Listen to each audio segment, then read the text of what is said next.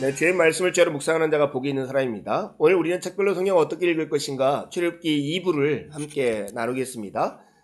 출애굽기를 둘러보게 할 때 출애굽기에 세 가지 중요한 사건이 나온다겠죠. 한 가지는 출애굽이고, 두 번째는 율법이고, 세 번째는 성막입니다.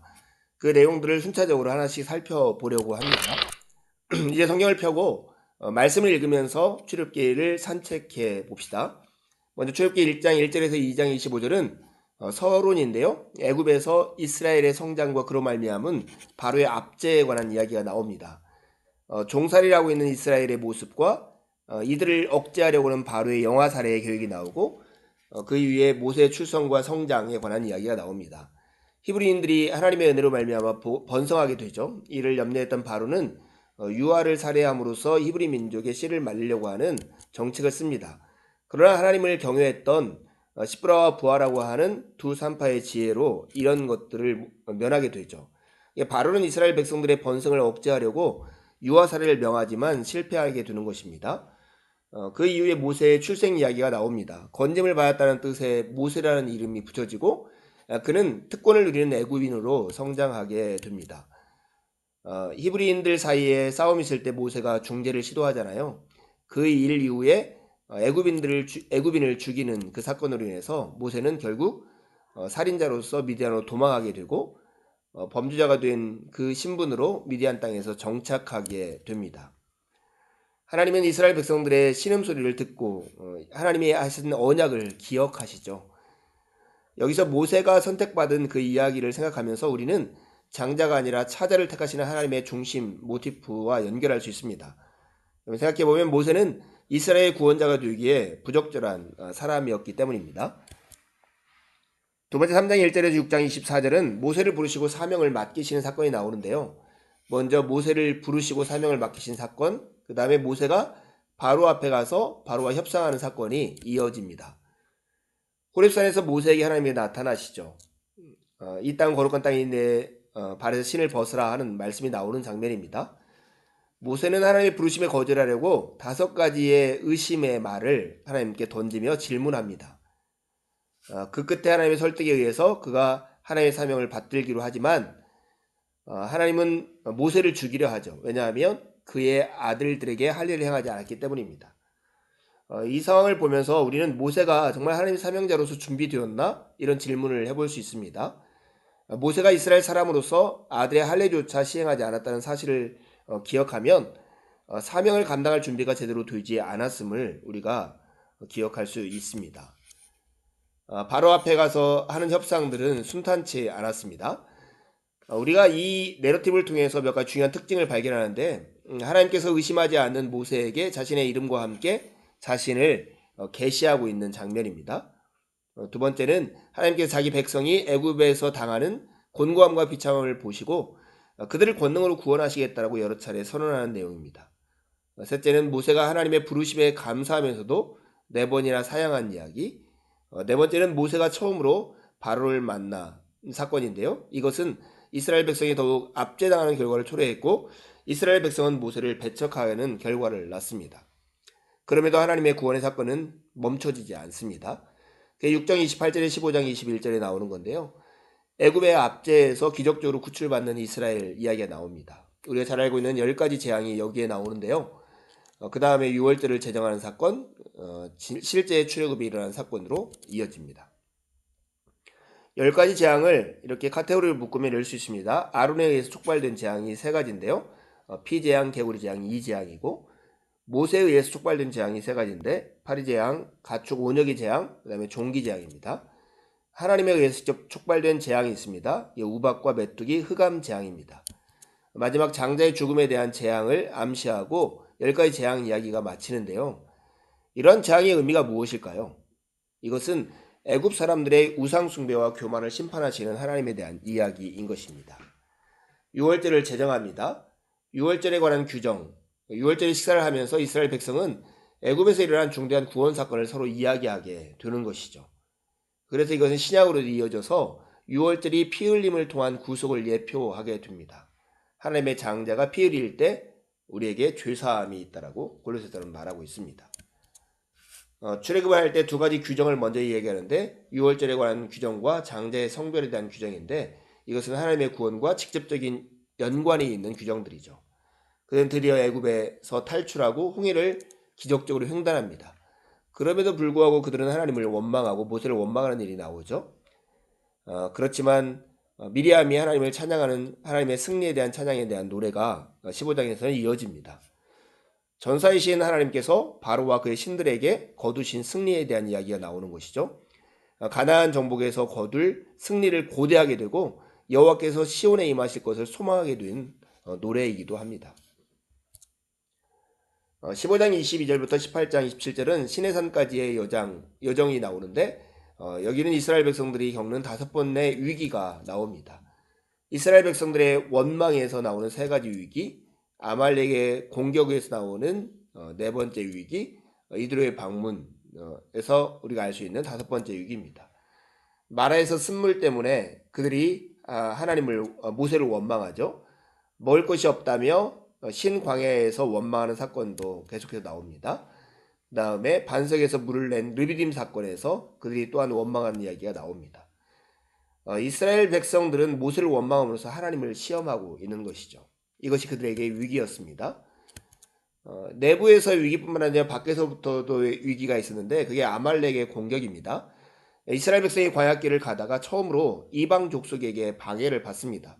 이는 장차 이스라엘이 이와 유사한 방해를 받고 여호수아의 지도력이 등장할 것을 예고하는 장면이기도 합니다.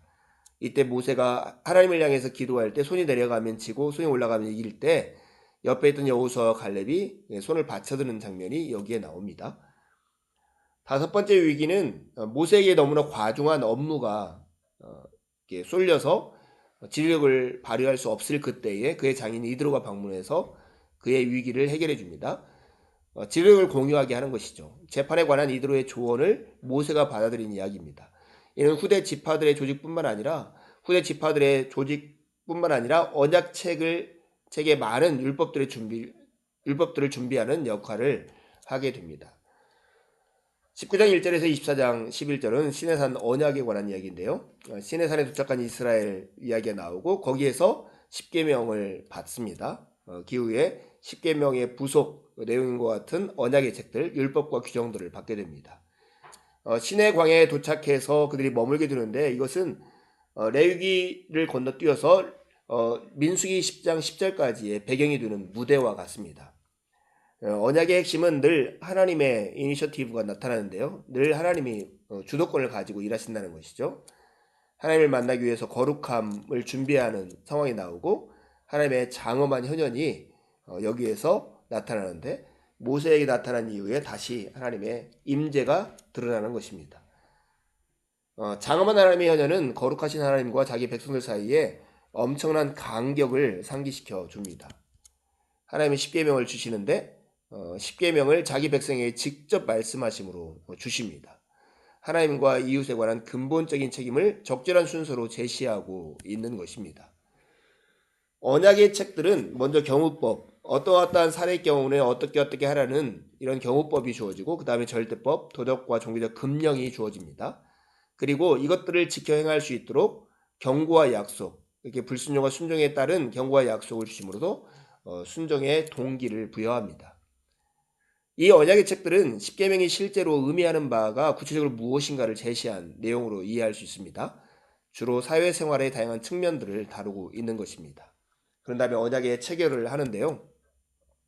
언약의 체결은 이스라엘의 동의와 핏부림, 그 다음에 이스라엘 장로들이 하나님 앞에서 식사하는 것으로 마무리됩니다. 24장 12절에서 31장 18절은 성막에 관한 규정들이죠. 이 출애굽기의 3번째 테마인데요.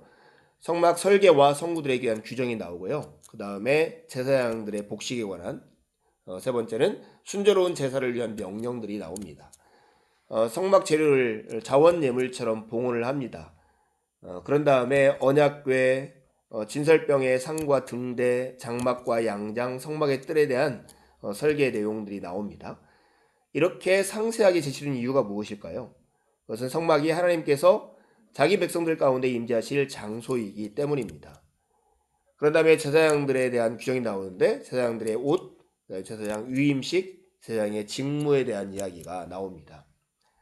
순조로운 제사를 위한 명령들로서 분향단, 속전, 물두멍, 향기름, 회막, 기구 이런 얘기가 나오고 안식일에 대한 규정으로 이 성막에 대한 규정들이 마무리됩니다.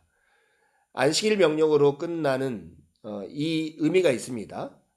이것은 안식일이 애굽에서 노예로서 일주일 내내 하루도 쉬지 못한 채 일을 한 이스라엘 백성에게 주신 하나님의 선물이기 때문입니다. 즉 하나님의 임재를 통해서 그들이 결국 얻을 수 있는 그 내용, 소망이 뭐냐면 하나님 안에서의 참된 안식인 것이죠. 32장 1절에 34장 35절은 성막에 대한 규정을 말씀하시고 성막을 실제로 건축하는 그 사이에 끼어 있는 내용인데요. 반역과 언약 위반과 언약 갱신에 관한 이야기인데 우리는 금송아지 사건으로 잘 알 수 있습니다. 먼저 반역과 언약 위반이 나타나고 모세가 하나님과 이스라엘 백성 사이에 중보를 하며 그 다음에 언약이 갱신되는 일이 나타납니다. 언약 위반 사건은 금송아지 사건으로 우리가 알고 있습니다. 백성들이 우상을 섬기면서도 여호와를 예배하고 있다고 공언하는 것이 참 특별하게 다가옵니다. 모세의 중보가 나타나는데요. 하나님이 이스라엘 백성들을 멸하려자 모세가 하나님과 이스라엘 백성들 사이에 들어가서 기도를 합니다. 결렬된 틈을 메꾸는 일이죠. 모세가 이스라엘 백성들을 징벌하고 그들을 속하는 제사를 드립니다. 하나님께 천사를 보내셔서 성막이 진 밖으로 옮겨지지만 하나님께서 이스라엘 백성을 버리지 않을 것이라고 말씀하십니다. 이스라엘 백성들이 벌을 받은 후에 모세가 그들을 위해 기도함으로써 하나님께서 그들과 함께 하실 것이라는 약속을 확증하는 사건이 여기에 나타나는 것이죠. 하나님께서 두 번째로 돌판을 새겨주시고 언약을 갱신하는데 여기서는 언약의 책인 21장에서 23장의 내용이 요약되어서 기술되어 있습니다. 모세가 시내산에서 내려올 때 모세의 얼굴이 광채가 났습니다. 모세가 하나님의 영광의 광채로 말미암아 얼굴이 빛나는 상태로 회막에서 나아오고 있는 것이 그려지는데요. 성막이 완성될 때 그곳에 임재하실 하나님의 영광을 예고하는 것과 같습니다. 35장 1절에 39장 43절은 성막 건축과 성막의 기구들에 대한 이야기가 나옵니다. 이것이 그 전에 나온 25장부터 31장에 성막에 대한 규정들을 말씀하신 것과 차이점이 두 가지인데요. 먼저는 성막의 중요성을 강조하는 내용입니다. 성막 건축의 순서가 잠깐 달라지는 것이죠. 하나님의 임재의 상징인 언약궤가 만들어지기 전에 성막이 먼저 완성이 됩니다. 이러므로써 성막의 중요성을 강조하고요. 그리고 안식일의 규정에 대한 내용이 제일 뒤에 나왔었는데 제일 먼저 나와서 안식일에 대한 명령으로 이 부분이 시작하고 있다는 것입니다. 성막 건축과 같은 중요한 일을 하더라도 하나님의 선물인 안식일을 무시해서는 안 된다. 이것에 대한 큰 목적이 안식에 있음을 깨우쳐주는 것입니다. 마지막 출애굽기 40장 1절에 38절은 성막의 완성과 하나님의 영광의 임재를 나타내는데요. 하나님의 명령이 먼저 나오고 성막을 세우는 이스라엘 백성들에 대한 이야기가 요약돼서 진술되고 여호와의 영광이 충만하게 임하는 것으로 마무리됩니다. 하나님의 영광, 이스라엘 백성을 압도하는 시내산의 영광과 동일한 영광이 여기에 나타납니다. 이 하나님의 영광은 낮에는 구름 기둥의 모양으로 밤에는 불로 나타나는데요. 이것은 하나님의 영광은 하나님께서 자기 백성과 함께 하심을 보여주는 가시적이고 지속적인 증거가 되었습니다. 성경 전체 이야기 속에서 출애굽기의 위치는 무엇일까요? 출애굽기는 이후의 성경 이야기에서 특별한 중요한 역할을 하는데요. 이는 하나님이 자기 백성들을 노예 상태에서 구원하시고 그들에게 율법을 주심으로써 그의 임재가 함께하는 백성이 되었다는 기본적인 이야기를 들려주고 있기 때문입니다. 출애굽기는 이사야서의 두 번째 출애굽의 약속에 대한 원형으로서 궁극적으로는 예루살렘에서 성취될 예수님에 의한 출애굽의 원형으로 기능할 것입니다. 이것은 모세와 엘리야와 함께 나눈 대화에서 구체적으로 그 모습을 드러냅니다. 이제 함께 출애굽기를 펼쳐보십시오. 할 수 있는 대로 반복해서 출애굽기를 읽어보시고요. 읽으면서 배우거나 묵상한 것을 기록하시고 가까운 누군가와 기록한 것을 서로 나눠보시고 다시 한번 내용을 들으면서 생각을 정리하시고 읽고 묵상한 내용을 가지고 하나님께 기도를 드리십시오. 하나님의 은혜가 아침 햇살처럼 여러분의 영혼 안으로 들어올 것입니다. 감사합니다.